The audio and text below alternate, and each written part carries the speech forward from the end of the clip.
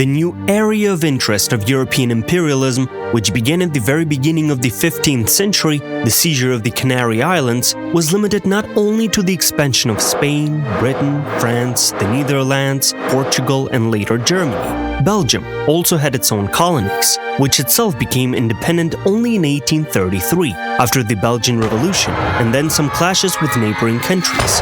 The kings of the new empire were called Leopolds. Leopold II is remembered by researchers of Belgian history as a bloody oppressor.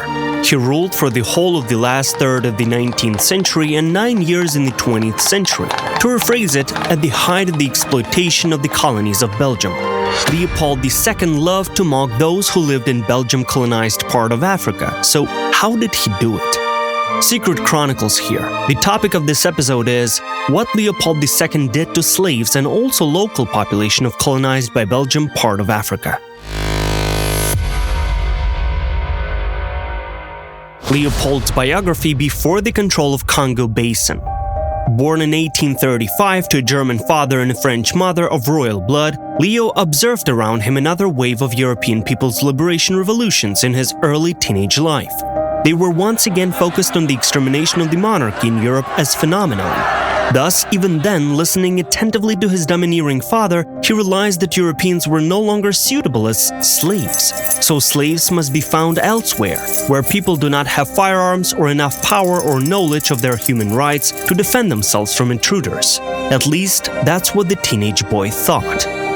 Father and son dreamed. They would spend hours staring at the map of the world, carefully examining those pieces of the planet that had not yet been divided, by European powers of course, or that could be easily taken away from their owners. It was mainly about West Africa, where the inhabitants already knew how to fear the white men since slave traders had been operating there for centuries, and also about some particularly wild part of the South America. Belgian expeditionary contingents appeared in Africa in the early 1840s, and the father colorfully told about it to his son. The boy was eager to become a ruler in the true, let's say ancient or medieval sense of the word, like in the old books he loved. Relationships with subordinates, first blood. Crowned broker. This is how people like to call an overly enterprising character. For the sake of an extra coin, this man was ready to do absolutely anything. It was this quality that determined the nature of the colonial policy of the Kingdom of Belgium, in that part of the African continent where several states are now located at once, the so-called west of the equatorial part of Africa.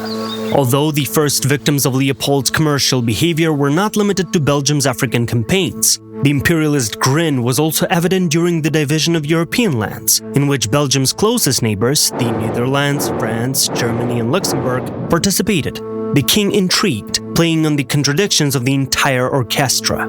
This led to the stable and untouched borders of Belgium, but to the death of many people during the Franco-Prussian massacre. The fact is that Belgium was on horseback in it, since the king's father was from the Germans, from the Saxon-Coburg dynasty, which united the natural princes of Thuringia, Franconia, and the north of Bavaria.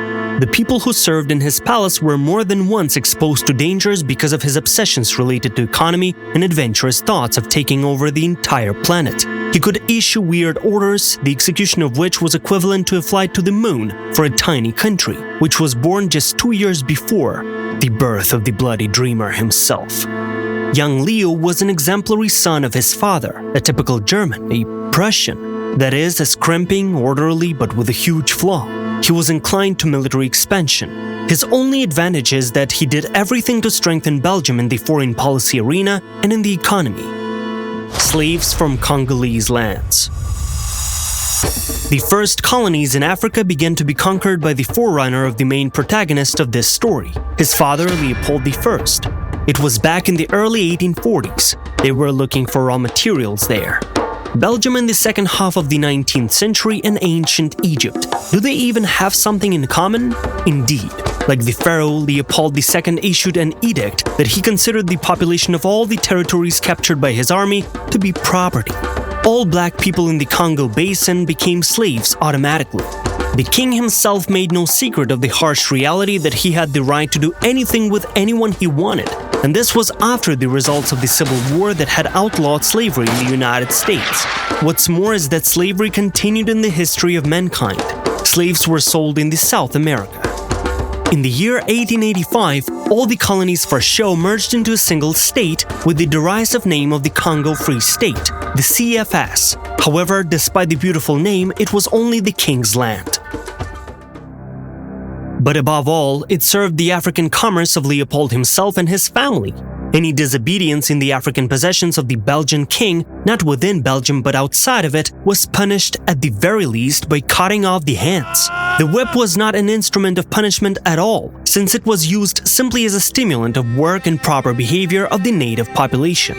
The main thing that shocked the humanitarians in Europe was the huge amount of deaths of people from the Congo.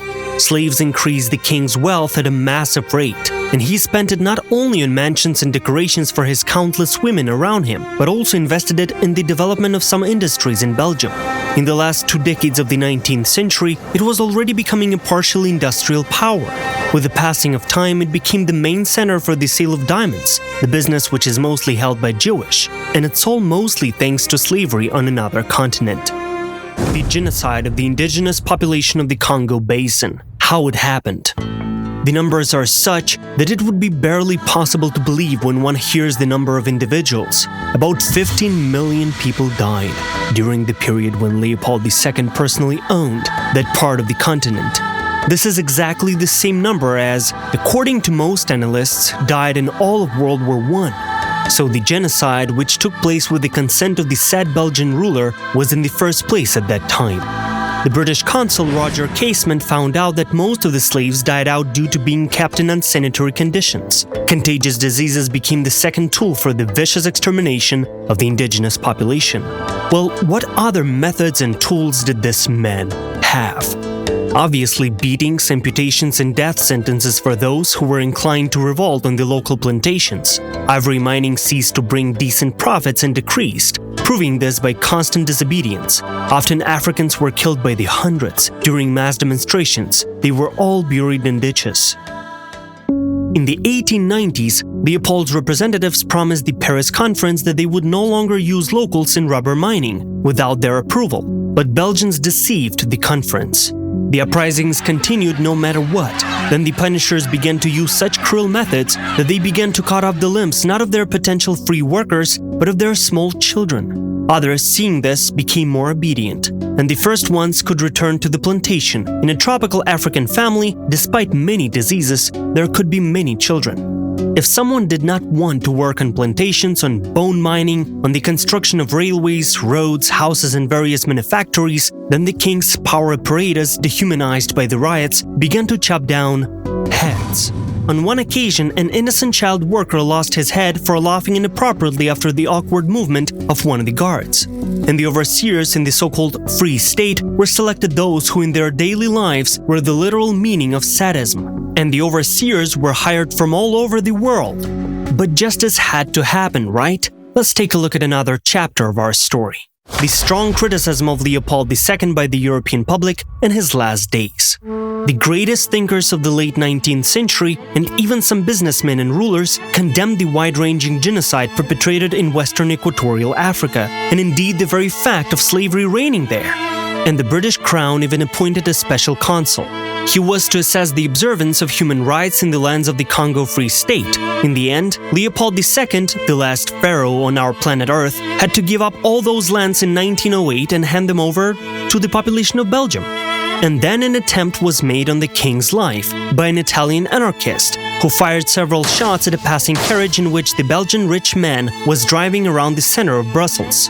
But all the bullets flew by. The Belgian monarch ended his life in bed, in a mansion on the territory of Laeken, now part of the large-scale agglomeration of Brussels. He was 74 years old when his life ended. All of us can understand that there were plenty of people like Leopold II among the monarch's entrepreneurs. Thousands of people have fallen victim to their thirst for profit, but this persona, without a doubt, surpassed them all. This was Secret Chronicles. Thank you for watching. Subscribe and leave a like, and we'll see you in the upcoming episodes.